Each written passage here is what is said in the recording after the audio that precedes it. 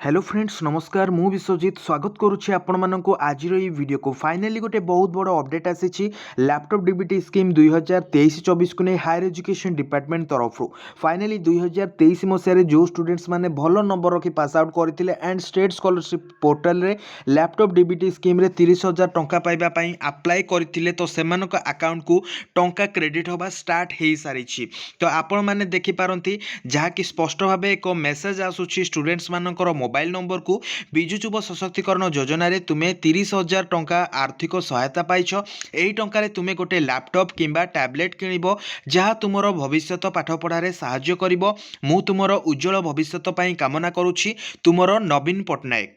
कौन आपण अकाउंट को टंका आसीनी तेबे 30,000 टंका केमिति आपण अकाउंट को आसीबो एवं आपण एप्लिकेशन स्टेटस केमिति चेक करिवे आज ये वीडियो रे डिटेल जानिबा। वीडियो को मस्ट एंड जाए देखंतु एंड लेट स्टार्ट। तो बर्तमान आपण मैंने स्टेट स्कॉलरशिप पोर्टल रे जिबे स्टेट स्कॉलरशिप पोर्टल रे आपण मैंने देखुचंती एही बळी किछि इंटरफेस तार आसुछि एंड ताको आपण सेठी जो लॉगिन ऑप्शन आसुछि से लॉगिन ऑप्शन ने आपण लॉगिन करिवे।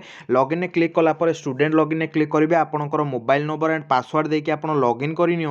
लॉगिन कला करे एई लेफ्ट साइड रे आपण माने देखुचंती व्यू और रिन्यू एप्लिकेशन लिखाई छी। एई व्यू और रिन्यू एप्लिकेशन ऊपर आपण क्लिक व्यू और रिन्यू एप्लिकेशन ने क्लिक कला पर एही बळी किछि इंटरफेस आसीबो जोटी आपणकर लैपटॉप डीबीटी लिखाई थिबो। से लैपटॉप डीबीटी रे आपण एठी रिमार्क रे देखिबे आपणकर कोन आसुछि। रिमार्क रे जदी आपणकर पेंडिंग फॉर डिस्बर्समेंट आसुछि ता माने आपण बुझी नियंतु कि आपणका अकाउंट को टंका आसिया पई जाउछि। तो प्रथमे देखंतु आपणकर पेंडिंग फॉर डिस्बर्समेंट आपणकर लेखा आसी थाए। पेंडिंग फॉर डिस्बर्समेंट पर आपणकर पेमेंट प्रोसेस लिखि थाए। ठीक अछि आपणकर जेतेबेले पेमेंट प्रोसेस लिखिबो तापर बैंक कोन करिवो ना आपणकर अकाउंट को टंकाटी पठेइबो। टंका आपणका अकाउंट को पठेला परे आपणकर लिखिबो पेमेंट सक्सेस। जदि आपणकर अप्लाइड बाय स्टूडेंट लिखुची किंबा री अप्लाइड बाय स्टूडेंट लिखुची तेणु आपणको अपेक्षा करिवार अछि।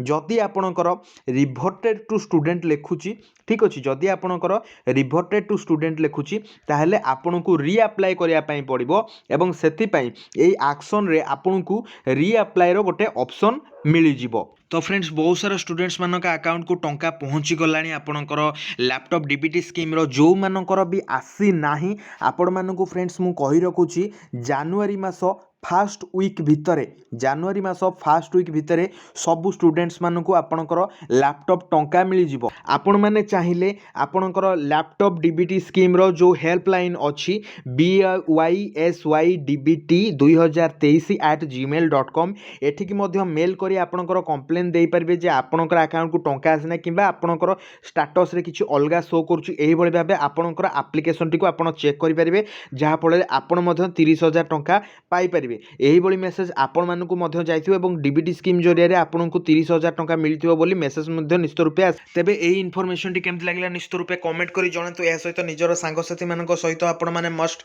शेयर करंतु एंड फ्रेंड्स जो हमरो एही चैनल को सब्सक्राइब करंतु पाखर थिया बेल आइकन को ऑल सेट करंतु जहा फळे लेटेस्ट एजुकेशनल अपडेट गुडी को आपण माने पाई परिबे।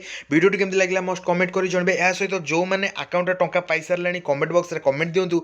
जो मानकर एप्लिकेशन स्टेटस पेमेंट प्रोसेस किंबा आपणकर जदि रही पेंडिंग फॉर डिस्बर्समेंट कमेंट करूँ। वीडियो को एंड जाए देखिबारु धन्यवाद।